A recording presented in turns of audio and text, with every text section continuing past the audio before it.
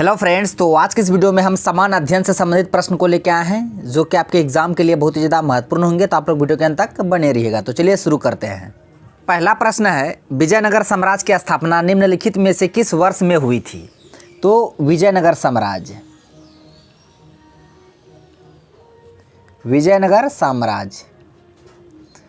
स्थापना हुआ था 1336 ईस्वी में। और किसके द्वारा? तो हरिहर बुक्का नामक दो भाई था, हरिहर और बुक्का।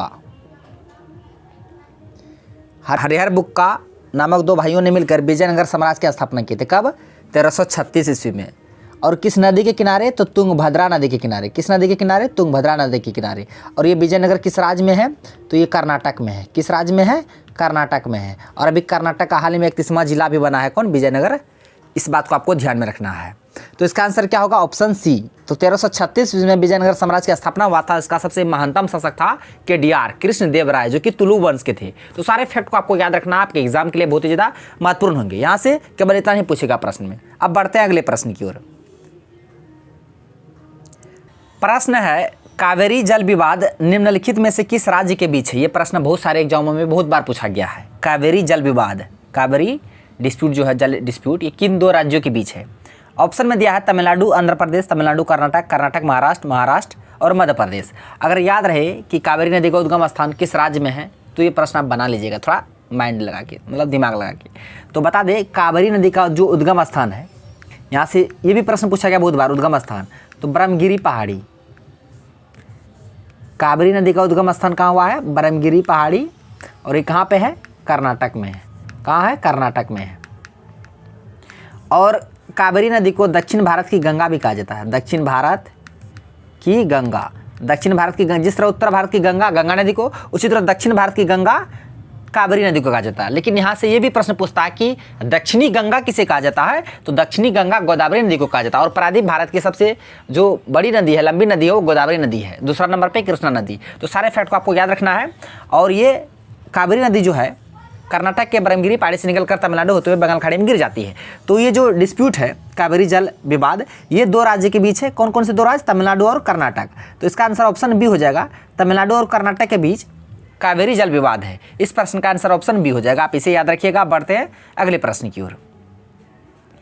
प्रश्न है, शब्द किक ऑफ। आजकल ना बहुत सारे खेल से संबंधित वर्ड जो है पूछ लिए जाते हैं एग्जाम में। आजकल ये ट्रेंडिंग में चल रहा है आजकल। तो किक ऑफ एक वर्ड है। किस खेल से संबंधित ये वर्ड है? Kick off. क्रिकेट नहीं, क्रिकेट से संबंधित एक दो वर्ड लिखा रहे, आप लोग याद रखिएगा। सिली पॉइंट, ये बिहार दरोगा में पूछा गया था प्रश्न। सिली पॉइंट वर्ड है, ये किस खेल से संबंधित है? क्रिकेट से है। सिली पॉइंट क्रिकेट से है। और इसका आंसर जो होगा किक ऑफ, फुटबॉल। तो फुटबॉल खेल से संबंधित है वर्ड किक ऑफ, इसे आपको ध्यान में रखना है। और हैट्रिक, बहुत सारे स्टूडेंट क्या समझते हैं हैट्रिक? ये क्रिकेट से संबंधित वर्ड, याद रखिएगा। हैट्रिक हॉकी से संबंधित वर्ड है, इसको आपको ध्यान में रखना है। और ड्यूस ये बैडमिंटन से संबंधित वर्ड है। प्रश्न है, गुजरात निम्न में से किस सूर्य मंदिर के लिए प्रसिद्ध है? गुजरात, ये कोणार्क का सूर्य मंदिर उड़ीसा में है। कोणार्क का सूर्य मंदिर कहाँ है? उड़ीसा में है। लेकिन प्रश्न में पूछा गया है कि गुजरात में जो सूर्य मंदिर फेमस है वो कौन सा सूर्य मंदिर? मोढेरा सूर्य मंदिर, सूर्य पहाड़ सूर्य मंदिर, मार्तंड सूर्य मंदिर। तो ये दोनों भी नहीं होगा। इसका आंसर ऑप्शन ए हो जाएगा, मोढेरा। मोढेरा सूर्य मंदिर गुजरात में फेमस है सूर्य मंदिर, इसको आपको ध्यान में रखना है। अगर पूछेगा कोणार्क का सूर्य मंदिर, जिसे ब्लैक पैगोडा भी कहा जाता है, यह उड़ीसा में है। प्रश्न है, 42वां संविधान संशोधन अधिनियम 1976 द्वारा प्रस्तावना में सम्मिलित किया गया है। किसको किया गया था? तीन वर्ड को किया गया था। समाजवादी, पंथ निरपेक्ष और अखंडता। तीन वर्ड को जोड़ा गया था प्रस्तावना में, निरपेक्ष और अखंडता। ठीक है, न्याय नहीं, समानता नहीं, स्वाधीनता नहीं। इसका आंसर ऑप्शन बी हो जाएगा, समाजवादी। कब? तो 42वां संविधान संशोधन 1976। लाडली बहन योजना, सबको पता होगा। लाडली बहन मामा जी शिवराज सिंह चौहान, क्या करे, उसका किस्मत ही खराब है। मुख्यमंत्री नहीं बने। अभी कौन बने हैं एमपी के नए मुख्यमंत्री? तो बने हैं मोहन यादव। मध्य प्रदेश के नए मुख्यमंत्री मोहन यादव, याद रखिएगा। इसका आंसर ऑप्शन सी हो जाएगा। मध्य प्रदेश लाडली बहन योजना शुरुआत किए थे शिवराज सिंह चौहान। अभी वर्तमान में एमपी के जो सीएम है, एमपी की जो सीएम है वो मोहन यादव है। Mohan Yadav, BJP, Bharatiya Janata party. इसको आपको ध्यान में रखना है। और राजस्थान का भजनलाल शर्मा। और छत्तीसगढ़ का है कौन? इसका आंसर को आप लोग को कमेंट बॉक्स में देना है। और तेलंगाना का रेवंत रेड्डी को बनाया गया है। छत्तीसगढ़ का आंसर को आप लोगों को कमेंट बॉक्स में देना है। प्रश्न है मोहिनीअट्टम भारत के डॉट डॉट राज्य से संबंधित है। मोहिनीअट्टम पता है केरल का, ये क्या बताना है? मोहिनीअट्टम केरल का, मोहिनीअट्टम केरल का। कुल कितने शास्त्रीय नृत्य है? 8 हैं। 8 का नाम आप याद रखिएगा। किस राज्य से संबंधित है? केरल से संबंधित 2 शास्त्रीय नृत्य है, कथकली मोहिनीअट्टम, भरतनाट्यम तमिलनाडु, कुचिपुड़ी आंध्र प्रदेश, ओडिसी उड़ीसा, मणिपुरी मणिपुर, कथक उत्तर भारत और सत्रिया असम। तो 8 शास्त्रीय नृत्य क्लासिकल डांस को आपको ध्यान में रखना है। प्रश्न है कि 1769-70 के दशक बंगाल का अकाल किसके कारण बदतर हो गया था? बंगाल में भयंकर अकाल पड़ा था 1769-70 के बीच। किसके कारण? टिड्डी दल के हमले? नहीं। चूहे का प्रकोप? नहीं। कारारोपण का उच्चतर? नहीं। चेचक महामारी पूरा फैल गया था उसमें बंगाल में, ये था अकाल का कारण। इसका आंसर ऑप्शन डी हो गया, चेचक महामारी।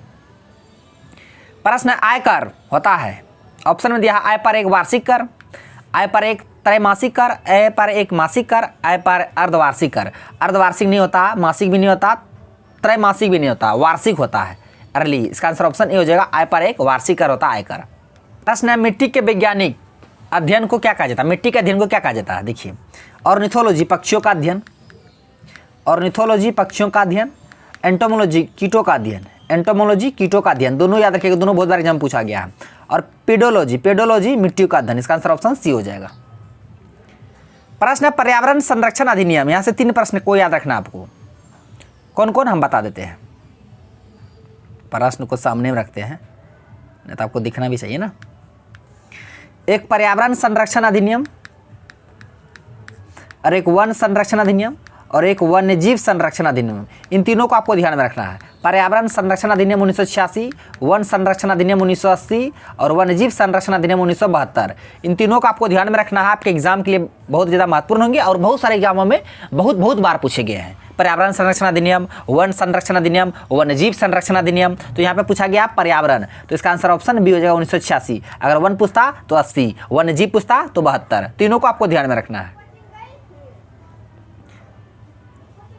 प्रश्न है डॉट डॉट में कार्बन परमाणु फुटबॉल की आकृति में व्यवस्थित है। फुटबॉल की आकृति में कार्बन कौन सा परमाणु? सबको पता, फुलरीन। इसका आंसर ऑप्शन ए हो जाएगा। प्रश्न तालिकोटा का युद्ध, बहुत ही अच्छा एक प्रश्न है ये, बहुत बार एग्जाम में पूछा गया है। तालिकोटा का युद्ध, प्रश्न है तालिकोटा की लड़ाई डॉट डॉट के बीच लड़ी गई थी। किसके बीच लड़ी गई थी? ये बहुत ही अच्छा युद्ध था, बहुत निर्णायक युद्ध था। इस युद्ध के बाद विजयनगर साम्राज्य का पतन हो गया था और ये युद्ध जो हुआ था, ये युद्ध 1565 में हुआ था। आपको इस भी याद रखना है, इस भी पूछ लिया जाता है और किसके बीच हुआ था ये भी याद रखना है। तो विजयनगर साम्राज्य और दक्कन सल्तनत के बीच हुआ था ये। इसका आंसर ऑप्शन ए हो जाएगा और इसी युद्ध के बाद विजयनगर साम्राज्य का अंत हो गया था। प्रश्न विश्व वानिकी दिवस कब मनाया जाता है? आजकल दिवस से भी 1-2 प्रश्न पूछे जाते हैं एग्जाम में, है ना। तो विश्व वानिकी दिवस 21 मार्च को मनाया जाता है। प्रश्न यहाँ से ये भी पूछेगा कि विश्व वानिकी दिवस कब से मनाया जाता है? तो आपका आंसर होगा 2012 से। विश्व वानिकी दिवस 21 मार्च 2012 से मनाया जा रहा है। तो इस भी पूछ लेगा 2012 कब, तो 21 मार्च। तो फ्रेंड्स, आज का प्रश्न बस यहीं तक था। आई होप सारे प्रश्न समझ भी होंगे। सारे प्रश्न से संबंधित एक्स्ट्रा फैक्ट भी बता देंगे। यदि वीडियो आपको अच्छा लगा तो मेरा वीडियो को लाइक कीजिए तथा मेरा यूट्यूब चैनल कर दीजिए, साडा को सब्सक्राइब करिए और बेल आइकन को हिट कर दीजिए ताकि हर एक लेटेस्ट वीडियो का नोटिफिकेशन तुरंत आप तक पहुंच जाए। Thank you for watching video, धन्यवाद। मिलते हैं नेक्स्ट वीडियो में नेक्स्ट टॉपिक के साथ। तब तक के लिए जय हिंद।